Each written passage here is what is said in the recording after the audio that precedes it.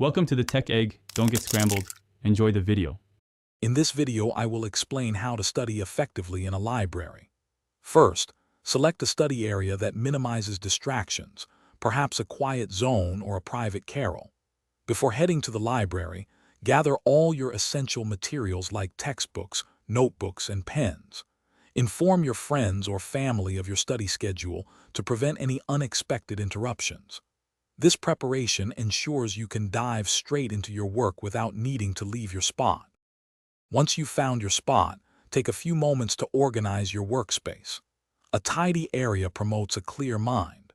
Don't hesitate to use the library's resources, such as whiteboards for brainstorming or private study rooms for focused work. Make sure your lighting is adequate and your chair is comfortable. These small details significantly impact your ability to concentrate for extended periods. To maximize your focus, try the Pomodoro technique, 25 minutes of intense work followed by a 5-minute break. Actively engage with your study material by summarizing key points in your own words or even explaining concepts aloud as if teaching someone. Remember to take those short, regular breaks to stretch, rest your eyes, and prevent mental fatigue, keeping your mind sharp.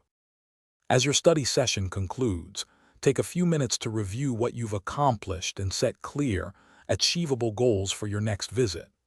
Staying hydrated and having healthy snacks on hand, like a piece of fruit or some nuts, can significantly boost your sustained energy levels.